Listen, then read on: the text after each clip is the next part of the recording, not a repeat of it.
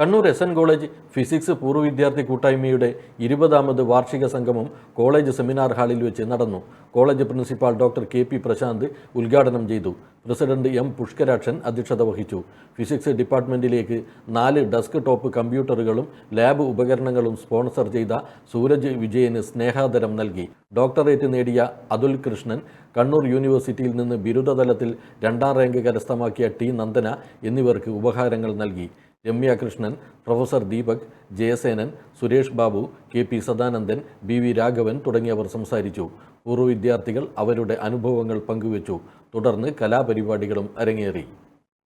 1964 ശേഷം 2025 വരെയുള്ള കാലഘട്ടങ്ങളിൽ ഒരുപാട് കാലങ്ങളും ഒരുപാട് വിശേഷങ്ങളൊക്കെ മാറിപ്പോയിട്ടുണ്ട്. നമ്മൾ പഠിച്ച കോളേജേ അല്ല ഇപ്പോൾ ഉള്ളത്. ജയസേന സാറായിട്ട് ഞാൻ സംസാരിക്കുമായിരുന്നു. സാറ് പഠിച്ച സമയത്തുള്ള കോളേജ് അല്ല ഇപ്പോൾ ഉള്ളത്. ആ ആറ്റിറ്റ്യൂഡെല്ലാം മാറി. ഒന്ന്, ഇവിടുത്തെ ഭൗതിക അന്തരീക്ഷമാണ്. നമ്മൾ പഠിച്ച ഭൗതിക അന്തരീക്ഷം അല്ലല്ലോ സുരേഷ് സാർ ഇപ്പോൾ ഉള്ളത്. തീർച്ചയായും മാറി. പക്ഷെ നമ്മുടെ മനസ്സിൽ വരുന്നത് നമ്മൾ എല്ലാം കമ്പാരിസൺ ആണല്ലോ. മറ്റു കോളേജിൽ അങ്ങനെയാണോ, മറ്റു കോളേജിൽ ഇങ്ങനെയാണോ, അവിടത്തോളം ഉണ്ടോ എന്നുള്ളതാണ്.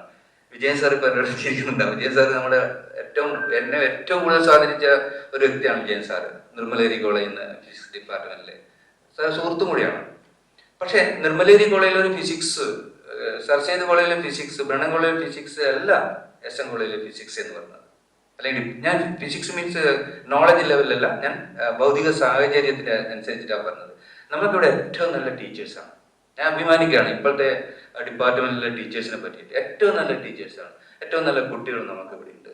പക്ഷെ പോരായ്മകൾ വളരെ ഉണ്ട് എന്നുള്ളതും കൂടെ ഞാൻ പറയാം. ആ പോരായ്മകളാണ് ഫിസിക്സ് ഡിപ്പാർട്ട്മെന്റിലെ അല്ലെങ്കിൽ പഴയ അലുമിനിക്കാർ വന്നിട്ട് നമ്മളോട് ചോദിച്ചു കൊടുക്കുകയാണ്. അതിന്റെ അർത്ഥം നമ്മുടെ ഉത്തരവാദിത്വം അത് കൂടി വരികയാണ്. നമുക്കറിയാം, നേരത്തെ ഇവിടെ സൂചിപ്പിക്കപ്പെട്ടു, നമുക്ക് NAAC A+ കിട്ടുകയാണ്. എല്ലാവർക്കും അറിയാം, NAAC A+ കിട്ടണമെങ്കിൽ 1964 മുതൽ വന്ന് 2025 വരെയുള്ള ഈ കാലയളവിനിടയിൽ 2 പ്രാവശ്യം നമ്മൾ NAAC A കിട്ടിയിട്ടുണ്ട്. എനിക്ക് തോന്നുന്നു ദീപക് സാർ ഉള്ള സമയത്ത് നമുക്ക് NAAC A കിട്ടി. അത് മാറി NAAC A+ മാറാനുള്ള ഒരു ചുവടുമാറ്റം. ഇപ്പോൾ നമ്മൾ ഭൗതിക സാഹചര്യം, അതുപോലെ അക്കാദമിക രംഗം, അതുപോലെ അലുമിനിയുടെ കോൺട്രിബ്യൂഷൻസ്, ഇതൊക്കെ നമ്മൾ പ്രൊജക്ട് ചെയ്യാണ്. AKG Memorial Cooperative Hospital, Kannur.